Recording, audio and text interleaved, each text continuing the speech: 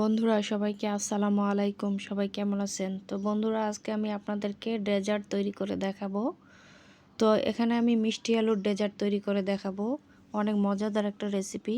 তো আমি প্রথমে চুলায় প্যান বসিয়ে দিয়েছি। এখানে 1 লিটার গরুর দুধ আমি জাল করে নিয়েছি। তো এখন আমি দিয়ে দিয়েছি একটা তেজপাতা, 2টা সাদা এলাচ আর 2টা ডালচিনি। আর এর মধ্যে আমি দিয়ে দিব এখন 1/2 কাপ পরিমাণ গুড়। আপনারা চাইলে এখানে চিনিটাও ব্যবহার করতে পারেন। তো আমি এখানে গুড়টা প্রথমে জাল করে নিয়েছি, এরপরে আমি দুধের মধ্যে দিয়ে দিলাম। তো সরাসরি গুড়টা দুধের মধ্যে দিতে যাবেন না, নইলে দুধটা ছানা ছানা হয়ে যাবে, ফেটে যাবে। অবশ্যই গুড়টাকে জাল করে নিতে হবে। আর গুড় গুড় দিয়ে এই ডেজার্টটা তৈরি করলে আসলে খেতে অসাধারণ আর দেখতেও খুব সুন্দর লাগে। তো এখন আমি ভালোভাবে জাল করে নিব। আর এর মধ্যে আমি দিয়ে দিব সামান্য পরিমাণে একটু লবণ, 1/2 টেবিল চামচেরও কম। যেহেতু মিষ্টি জিনিস, একটু লবণটা দিয়ে দিলে মিষ্টির ব্যালেন্সটা ঠিক থাকে এবং খেতেও খুব ভালো লাগে। তো আবারও আমি একটু জাল করে নিব।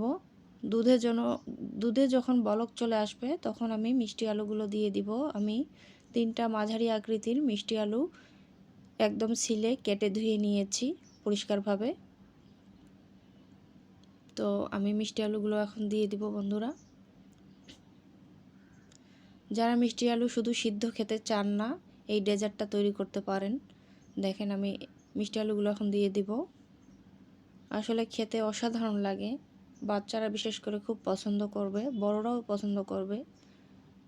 তো মিষ্টি আলুগুলো দিয়ে আমি একটু জাল করে নিব কিছুক্ষণ, 15 থেকে 20 মিনিট, যেন মিষ্টি আলুগুলো ভালোভাবে সিদ্ধ হয়।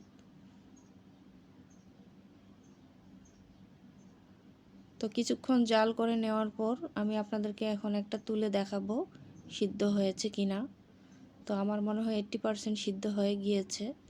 এরপরও আমি আপনাদেরকে একটা দেখাচ্ছি। অনেক গরম, চামচটাও অনেক গরম হয়ে গিয়েছে। তো আমি আপনাদেরকে দেখাচ্ছি। দেখেই বোঝা যাচ্ছে যে মিষ্টি আলুগুলো সিদ্ধ হয়ে গিয়েছে। বেশি টাইম লাগে না, 15 থেকে 20 মিনিট। দেখেন বন্ধুরা সিদ্ধ হয়ে গিয়েছে। আমি এরপরও একটু জাল করে নিব। দুধটাকে আমি আরও ঘন করে নিব। আর দুধের কালারটা দেখেন একদম ঠিক রসমালাই যেমন কালার, সেম। তো একটু ভালোভাবে নেড়েচেড়ে দিতে হবে, অনবরত নাড়তে হবে। আর চুলার আঁচটা অবশ্যই মিডিয়ামে রাখবেন। তো দেখেন বন্ধুরা দুধটা ঘন হয়ে গিয়েছে আর মিষ্টি আলুগুলোও সিদ্ধ হয়ে গিয়েছে একদম পারফেক্ট। তো আমি এখন চুলা থেকে নামিয়ে নিব। এরপর ঠান্ডা হলে আপনাদেরকে আমি সার্ভ করে দেখাবো। তো বন্ধুরা দেখেন ঠান্ডা হয়ে গিয়েছে এবং দুধের ঘনত্বটা আরও বেশি পরিমাণে ঘন হয়ে গিয়েছে। দেখতেও খুব লোভনীয় হয়েছে আর খেতে তো অসাধারণ। আমি আপনাদেরকে দেখাচ্ছি সার্ভ করে। তো গরম মশলা তেজপাতাগুলো তুলে নিতে হবে,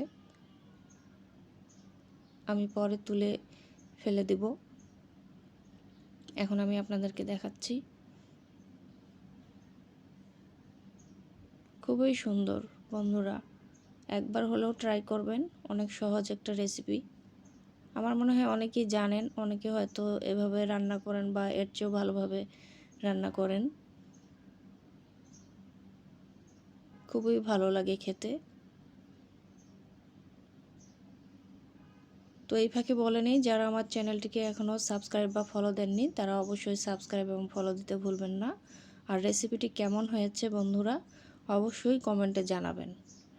তো আমার কাছে তো খুব ভালো লাগে, জানি না আপনাদের কাছে কেমন লাগবে। আমার মনে হয় ভালোই লাগবে। তো সবাই ভালো থাকবেন, সুস্থ থাকবেন। সবাইকে আবারও আসসালামু আলাইকুম।